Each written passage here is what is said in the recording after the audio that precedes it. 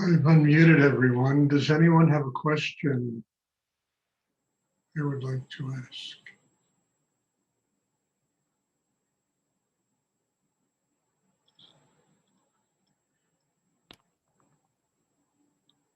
From your book, I read about you talking about chakra, the psychic muscle. You understand? Could you explain a little more about? There's nothing to explain. It's like we have physical muscles, then we have psychic muscles. And chakras are psychic muscles. If we don't work them, if we don't develop them and use some craft of meditation to continuously build these, it's like physical muscles. If you don't work out, if you don't go to the gym, if you don't do hatha yoga, if you don't, they atrophy, they deteriorate. And chakras are really no different. They will atrophy. And I think most of the problems people have in the world is because their chakra systems are atrophied. So they spend all their time in their heads, and that does nothing but create an enormous amount of trouble. So chakras are like psychic muscles. They have to be worked on, they have to be developed, they have to be strengthened, they have to be developed over a period of time so that they can permanently remain open. And then you can never take it for granted, because the moment you forget, then you get drifting off in some kind of, these, like your physical muscles, they begin to atrophy. The chakras atrophy also. That's what meditation is for. It's to constantly and continuously build that inner life and not let it go to waste. People get older, they become really shriveled up and, I remember I once saw a Broadway show with Whoopi Goldberg, and she was talking about this old person on a Jamaica beach that looked like a raisin. That's what happens to people. They just dry up. There's no more juice. And then they blame it on old age, and it's not old age. It's the lack of inner work that allows this to happen. It's not old age. I can understand, but still, I'm still beginner. So, but I try to. Well, you have to do the inner work and understand that if you don't, your chakra system, it dissipates. Well, I think most of the people don't think about chakra. Well, Right. most people don't know about chakras, but if you know about them, do the work. Most people, if they hear me talk like this, they think I'm talking, I don't know, Chinese or Japanese or some language that they don't understand here, Well, you Right. understand Japanese. Yes. But they think I'm talking some foreign language. Mm. But if you are initiated into chakra work, then it becomes clear what you have to do. If you're not initiated into it, yes, it's very strange. If I went in front of the Congress of the United States and gave a talk like this, they would Right. they'd probably have me put in jail. Really? Well, I'm just kidding. Please, try and sit. Logan, will you please try and sit still? Okay. You're disrupting the class. Just sit still. It's another 10 minutes. You can sit still. Thank you. Thank you. Does anyone else have a question they would like to ask?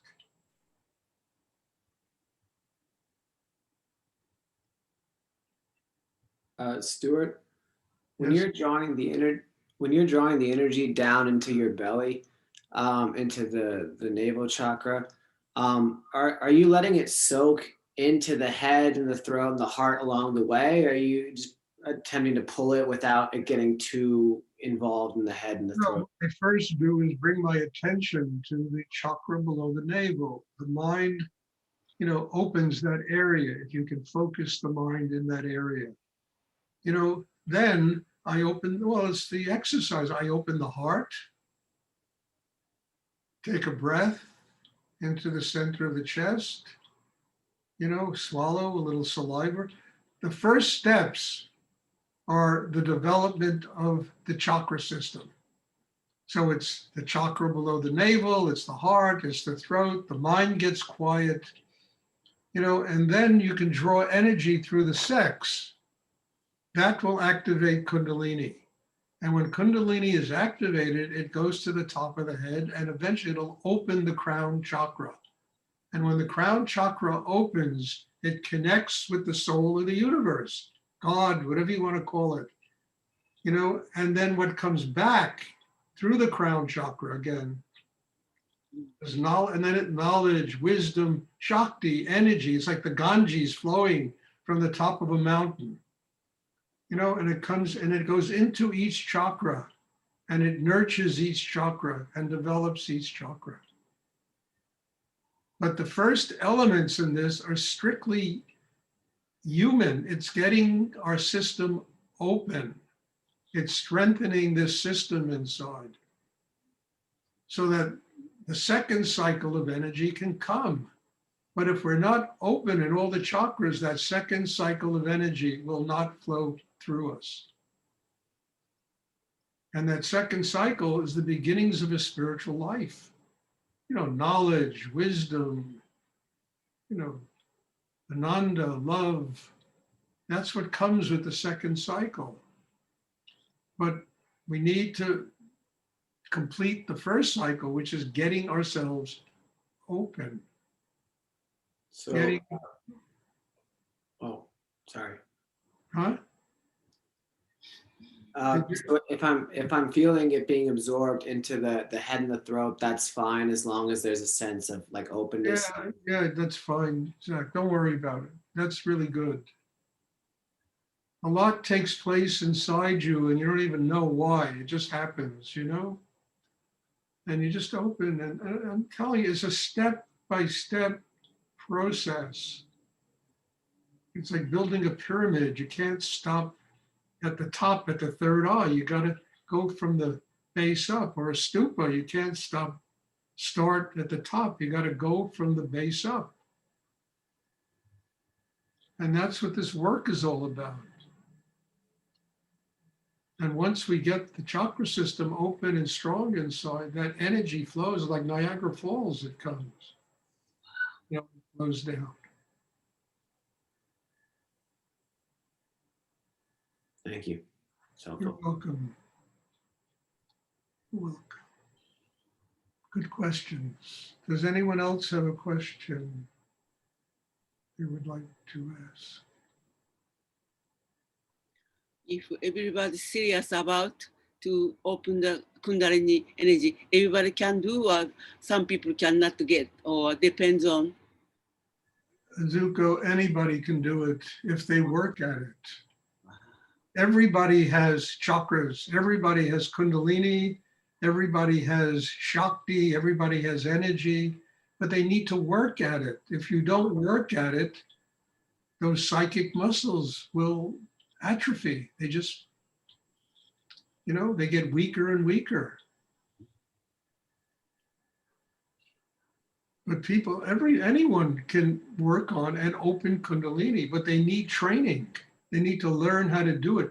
I mean, you could take an LSD pill and open Kundalini. I used to do that when I was younger and have these unbelievably psychic experiences. I spent, once 4 hours sitting in the heart of the Buddha on one of those trips, but I came out of it completely drained of all my energy. I didn't come out with more energy, more vitality, more creativity. I mean, I had to stay in bed for a day because I wasn't ready for that experience. Then I discovered you could have that experience by just learning how to breathe. You don't need to take pills. You don't need to take drugs to do that kind of stuff. Amazing. But Kundalini can be activated. I mean, but the whole purpose is to get the training so that when you activate it, it doesn't burn you up. It doesn't destroy your inner life. You have the strength inside be able to experience that and allow it to take you where you, really it takes you to God. It takes you to a state of enlightenment.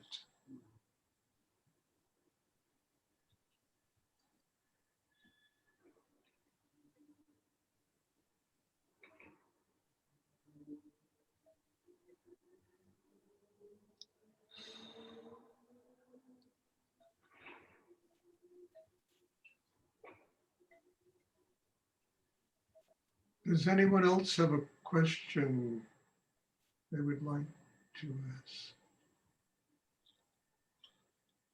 I would ask you, Stuart, when we're in the meditation, I know I'm drawing the energy in through my eyes from you. When I'm meditating, alone, is there still coming in through my eyes? Is it more coming from above? Well, it's coming from both places, Wendy. If you focus on a teacher who has strong Shakti and is in a state of meditation, you can draw energy. You'll tune into the consciousness of that teacher and you can draw energy. It'll come through the eyes. At the same time, you draw energy from the cosmos. So it comes from both places. This class comes from both places. The Shakti you draw from me, the purpose of it is to help you build your chakra system so that you can draw the Shakti directly through the top of your head from the universe. That's the purpose of the Shakti that I transmit. Now, it's very strong and it takes people really deep inside themselves, but the purpose is to help everyone in this class to develop a chakra system so that ultimately I'm not going to be here one day. Ultimately you can take that energy and draw that energy from the cosmos. And hopefully people grow enough where one day they can transmit that Shakti and help other people to grow in their lives.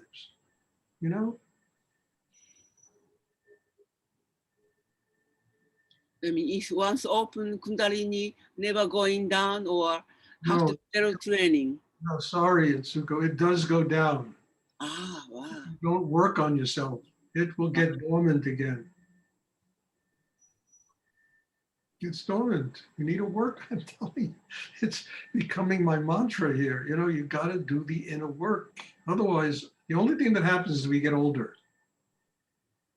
I mean that. We get older. Wow. That's guaranteed. Yes. True.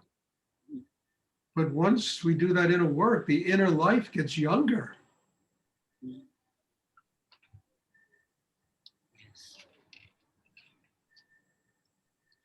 Amazing.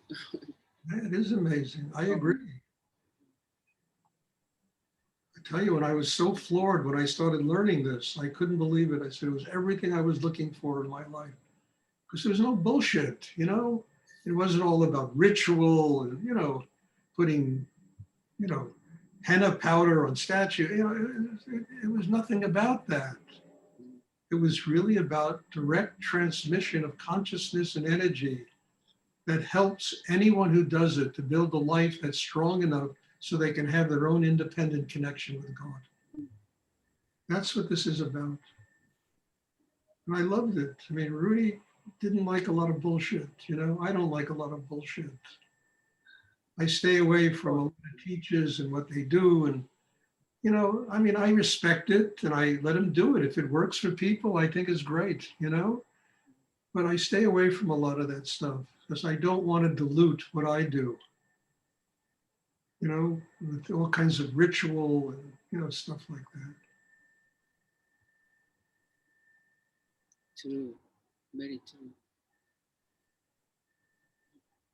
I mean, chanting, I remember I was walking across the SMU campus with Rudy, and this is when Muktananda was in America, and he said to me, I would rather smoke dope than chant. Never forget that. I said, Rudy, that's the only thing you forbid in your meditation is smoking. He said, well, at least you're getting stoned when you smoke dope, I mean, it was incredible. He just, he wanted the earth. He wanted the cosmos, life, in its raw, naked, raw, alive. And I loved it. And I was not capable of that. Even when I was around him, it used to burn me up. And it took years to build a system that allowed myself to be capable of, at least to some degree, living that way.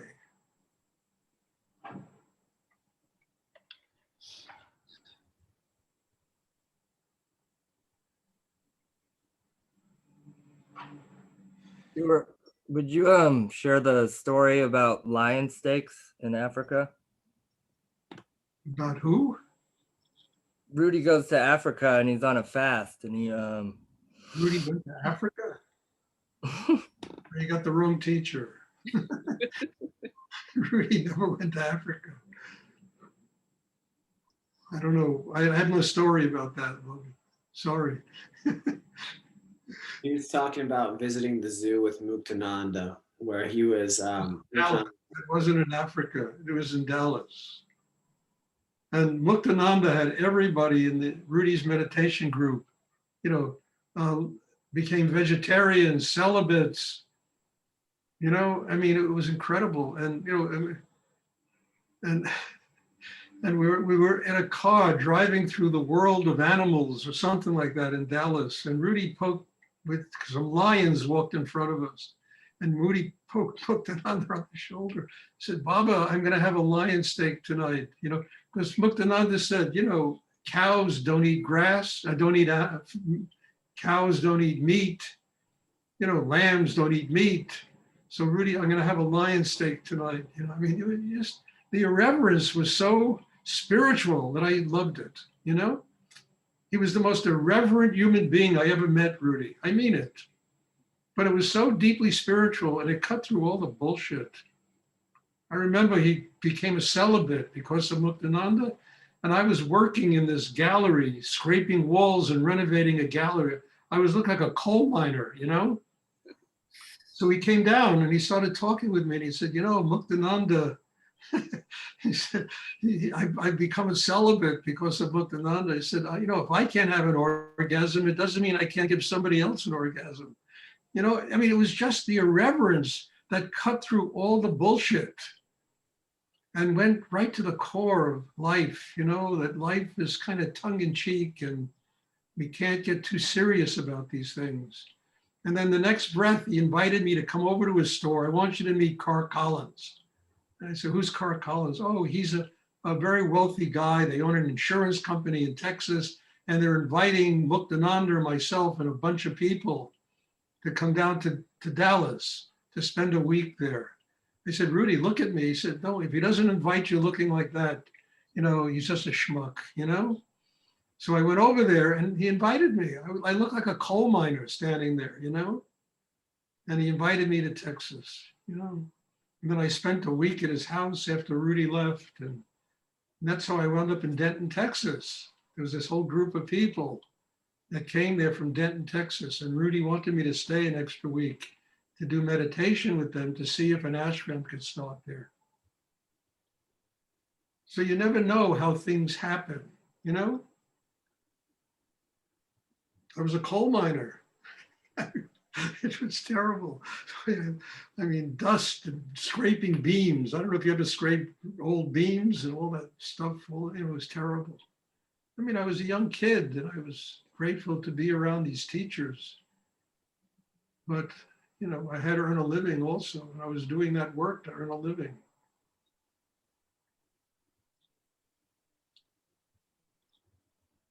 And, it's not even irreverence. It's these things are said tongue in cheek.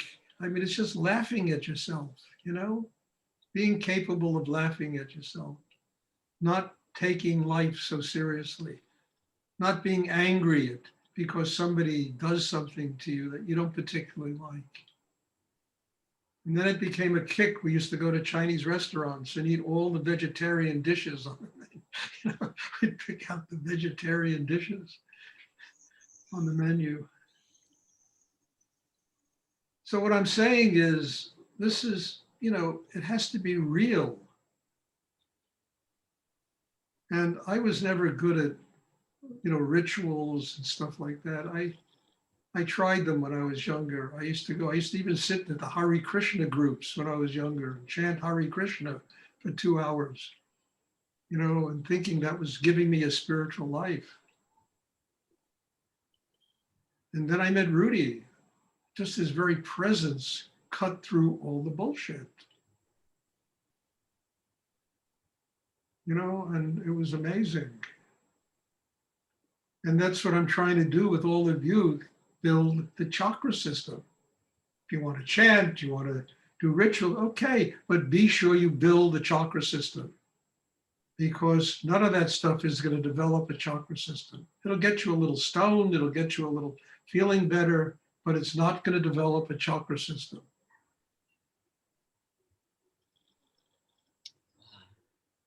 So what I'm trying to get here is the importance of developing the very core of your being, the core of your humanity, so that one can build their own independent connection to God. Not my connection, but your own independent connection with God.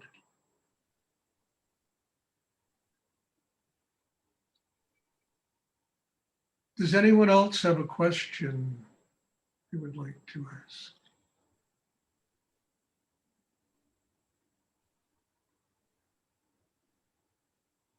And I know this might be tough for some of you. I don't know. Better that you have something tough than something that pats you on the shoulder all the time and says, I'm okay, you're okay, I mean, Rudy demanded a great deal from the people that were real students of his, and I mean that. He demanded enormously from them. And I demand also, because I want people to develop, I don't want to be Sergeant Stuart, but I want people to truly get the fullest possible benefit of what this meditation is all about. And that makes my life worthwhile. I mean it. I'm passing on this amazing thing I've learned in my life.